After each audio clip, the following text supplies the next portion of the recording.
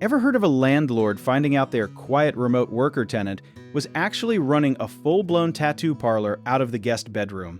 That is the nightmare scenario every midterm rental host thinks about at 2 in the morning, and it is exactly why lease policies exist.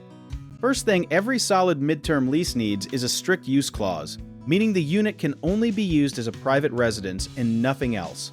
You would be shocked how many people think, "I am just working from home," quietly turns into, "I am running a call center with 6 employees showing up daily."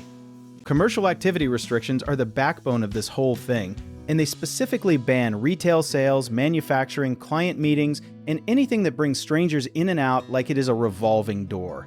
Think of your rental like a movie theater seat. You paid for one show, not for you to start selling popcorn to the row behind you. Zoning laws back this up too, because most residential areas are legally not allowed to host business operations, no matter how harmless they seem. A candle-making side hustle sounds cute until the fire marshal shows up asking why there are 12 propane tanks in the closet.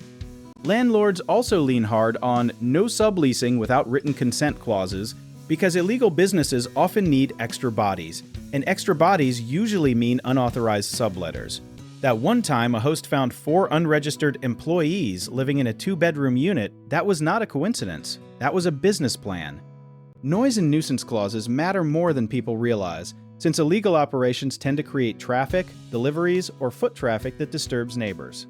If your neighbors start recognizing delivery drivers by name, that is less cozy community vibe and more red flag investigation.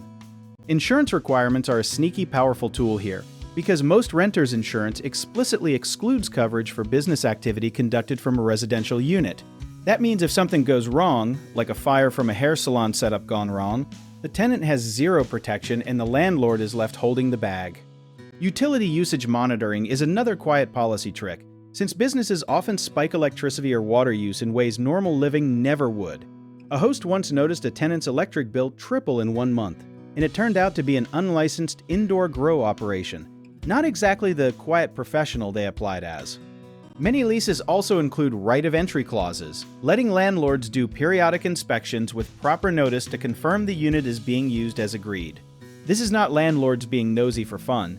It is basically a legal permission slip to catch problems before they become lawsuits. Local business licensing laws add another layer, because operating any commercial venture without a permit is illegal regardless of what the lease says. So even if a tenant swears their soap business is just a hobby, the city might see it very differently once boxes start piling up at the curb.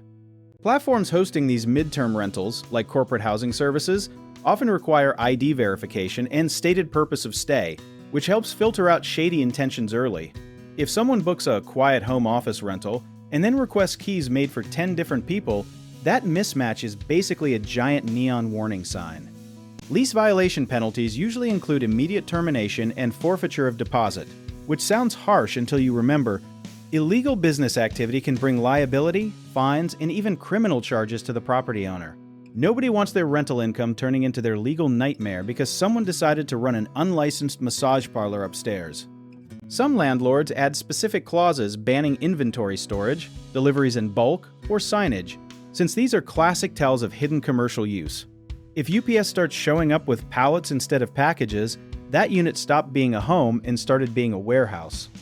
Education matters here too, because plenty of tenants genuinely do not realize freelancing quietly at a laptop is fine, but running an actual storefront operation is not.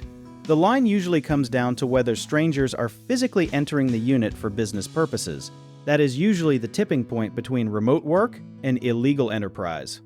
At the end of the day, good policies are not about distrust. They are about protecting the property, the neighbors, and even the tenant from legal trouble they might not see coming. If you want to learn more about how we help hosts protect their midterm rentals the smart way, check out our links in the description.